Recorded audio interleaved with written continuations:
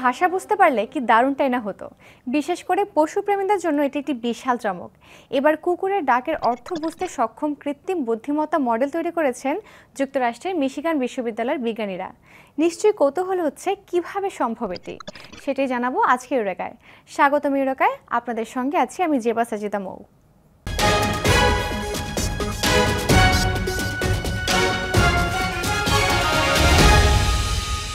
শুধু ভাষাই নয়, এআই মডেলটি কুকুরের বয়স, লিঙ্গ, জাত ইত্যাদি শনাক্ত করতে সক্ষম। পাশাপাশি কুকুরের অনুভূতিও বুঝতে পারবে, যেমন কুকুরটি রেগে আছে নাকি খুশি আছে, তার কি ক্ষুধা পেয়েছে, সে কি খেলতে চাচ্ছে ইত্যাদি বিষয়। এআই মডেলটি নিয়ে আর্কাইভ জার্নালে একটি গবেষণাপত্র প্রকাশ করা হয়েছে।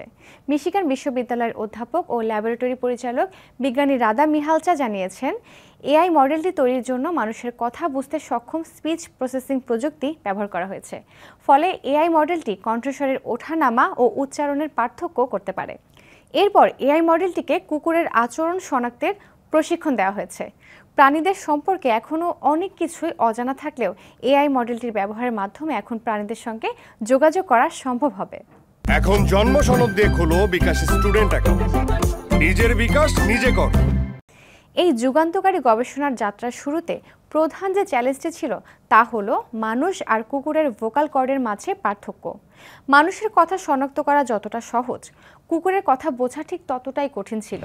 এই গবেষণার প্রধান গবেষক মিশিগান বিশ্ববিদ্যালয়ের ডক্টরাল ছাত্র আর্টেম আফজালিভ ইউনিভার্সিটি অফ মিশিগান নিউজকে জানিয়েছেন, প্রাণীর কণ্ঠস্বর বা ডাক ধারণ করা অনেক কঠিন কাজ, আর তাই তথ্যের অভাবে কুকুরের কণ্ঠস্বর বিশ্লেষণ করতে আমাদের অনেকটা সময় লেগে গেছে।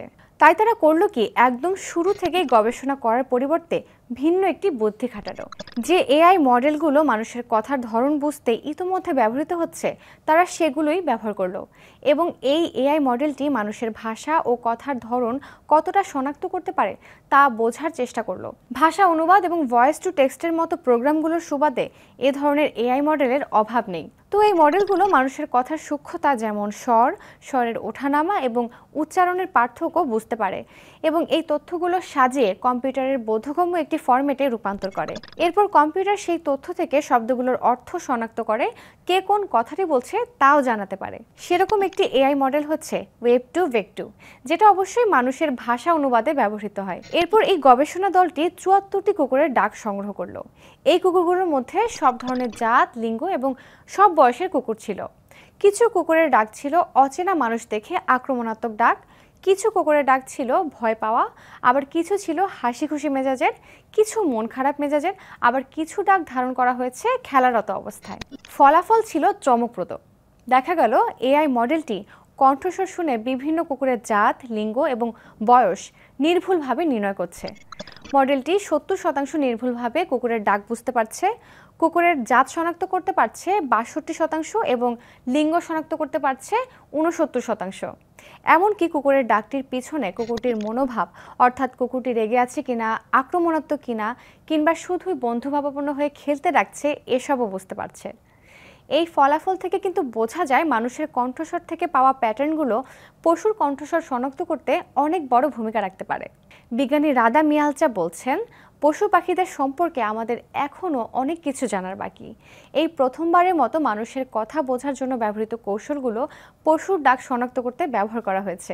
মানুষের কথা থেকে পাওয়া শব্দের প্যাটার্ন প্রাণীর কণ্ঠস্বর বোঝা এবং বিশ্লেষণের জন্য একটি ভিত্তি হিসেবে কাজ করতে পারে। পশুর ভাষা বুঝতে পারা অবশ্যই একটি বৈপ্লবিক আবিষ্কার, কেননা গবেষকরা আশা করছেন এখন তারা প্রাণীর আচরণবিধি বুঝতে পারবেন আরও সহজভাবে। অন্যদিকে পোষা প্রাণীর মালিকরা তাদের পোষ্যের সাথে আরও ঘনিষ্ঠভাবে মিশতে পারবেন, তাদের চাহিদাগুলো আরও স্পষ্টভাবে বুঝতে পারবেন। তবে এই নেতিবাচক ভাবনার দিকটাও কিন্তু অমূলক নয়। বিজ্ঞানীরা মনে করছেন প্রাণীদের কথা বুঝতে পারলে মানুষ সেই ক্ষমতার অপব্যবহার করতে পারে। প্রাণীর কথা বুঝতে পারলে মানুষ শুধু সেখানেই থেমে থাকবে না, বরং প্রাণীকে নিয়ন্ত্রণেও সক্ষম হবে। তার ফলে হুমকির মুখে পড়বে বিভিন্ন প্রজাতি।